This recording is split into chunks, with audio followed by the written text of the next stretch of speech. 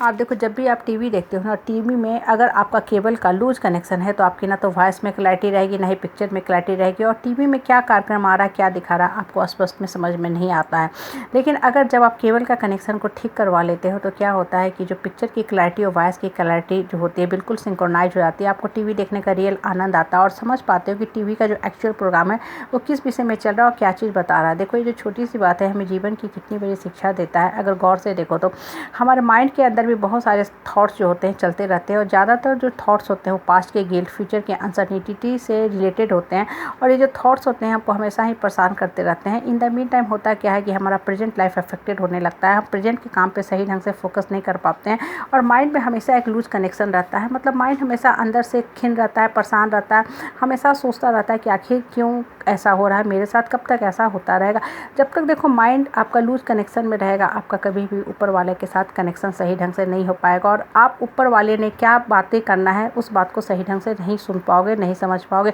इसलिए माइंड में जो भी निगेटिव बातें चल रही हैं, थॉट्स चल रही है, वेव ऑफ निगेटिविटी आपके दिमाग को जकड़े पकड़े हुए हैं, उन सबको साइड करो। अपने माइंड का जो केबल का कनेक्शन है उसको टाइट करो, और तब आप ऊपर वाले से बात करना शुरू करो। जब आप ऊपर वाले के साथ सही कनेक्शन स्टैब्लिश कर पाओगे तभी आपको जीवन के सारे जो प्रश्न हैं जो आपके दिमाग को जकड़े पकड़े हो उसका हल आपको निकलना शुरू होगा। आपके आत्मा में जो श्री कृष्ण बैठे हैं वो आपको गाइड करना शुरू करेंगे। होता क्या है, जब माइंड के फोरग्राउंड में बहुत सारे एक साथ थॉट्स चलते रहते हैं ना, तो बहुत सारा दिमाग के अंदर इंटरनल वॉइस चलता रहता है, और ये जो इंटरनल वॉइस है ना वो आपको हमेशा ही परेशान करता रहता है। इसलिए हमेशा पास्ट के गिल्ट से निकला करो, और जितना जल्दी आप निकल लोगे आपकी जीवन की जो दशा है अपने आप में सुधरने लगेगी। और देखो, जब माइंड क्लियर हो जाता है, क्लैरिटी के साथ थॉट्स डिसाइड करने लगता है ना, तभी उसको जीवन का सही ऑप्शन भी समझ में आता है कि अब हमको क्या करना है। जो हो गया सो हो गया, जो पास्ट के मिस्टेक थे उससे हमने लर्निंग ली, उसको हम अभी वर्तमान में उससे सीख के उस मिस्टेक को आगे रिपीट नहीं करेंगे। देखो, मिस्टेक करना बहुत नॉर्मल बात है, लेकिन मिस्टेक को मिस्टेक प्लस में कभी भी कन्वर्ट होने मत दो, नहीं तो जीवन फिर बर्बाद होने लगता है। कहने का मतलब होता है कि जब तक इंसान एक कर्म करेगा, कर्म से गलती होती ही रहती है, लेकिन फिर उसको सीखते जाओ कि आगे हम क्या कर सकते हैं, कैसे हम सुधार सकते हैं, ताकि मेरा जीवन की जो दिशा है दशा वो खराब ना हो। आपको एक छोटी सी बात हम बता रहे हैं अपने ही जीवन की घटना के बारे में। रिसेंटली की घटना है, जब मेरे बच्चे का बोर्ड का रिजल्ट आया तो मैं भी बहुत परेशान हो गई, टेंशन में चली गई। इसलिए उस समय के जो भी वीडियो भी बने हैं मेरे आवाज़ में बहुत ही फ्लक्चुएशन के साथ बने हैं, क्योंकि मेरा माइंड जो था बहुत ही डिस्टर्ब था कि मैं करूँ तो करूँ क्या, क्योंकि इतना शॉकिंग रिजल्ट देखने के बाद मन बड़ा दुखी हो गया। लेकिन अब मैंने वर्तमान में पास्ट के सारे गिल्ट से निकाल लिया अपने आप को, और मैंने यही शिक्षा लिया कि जब 4 साल के बाद मेरी बेटी फिर से बोर्ड का एग्ज़ाम देगी तो मैं रिजल्ट का कभी वेट नहीं करूँगी। मैं सीधे रिजल्ट आने के बाद आंसर बुक जो इतने सब्जेक्ट के हैं सबको मंगवा लूँगी और फिर से उसको रीचेकिंग के लिए डाल दूँगी, ताकि ये जो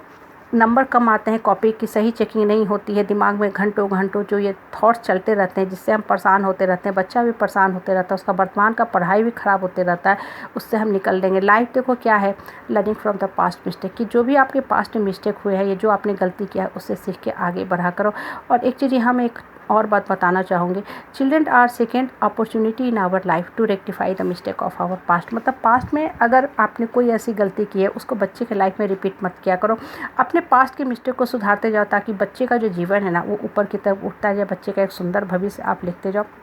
देखो, धरती पे आए हो, दुख तकलीफ परिस्थितियों परेशानी मिलेगी ही मिलेगी, लेकिन हर दुख परिस्थितियों परेशानी ना आपके माइंड को ओपन करने के लिए आता है, स्ट्रांग बनाने के लिए आता है, खोलने के लिए आता है, और बहुत चीज़ें आपको जीवन जो है सिखाने के लिए भी कष्ट कलेश संताप दे के जाती है। मेरा ये पर्सनली मानना है कि ऊपर वाला जो दुख दर्द देता है ना, होता क्या है कि हम इतने जल्दी हिल जाते हैं, घबरा जाते हैं, परेशान हो जाते हैं ना, कि हम तुरंत में ऊपर वाला को ही कोसना शुरू करते हैं कि भगवान क्यों ऐसा हो रहा है। मेरे साथ भी बिल्कुल ऐसा ही होता है, मैं भी कभी कभी बहुत ज़्यादा हिल जाती हूँ, परेशान हो जाती हूँ, खासकर तब जब बच्चे की मामला आती है, बच्चे की बात आती है, क्योंकि माँ का जो होता है बच्चे के साथ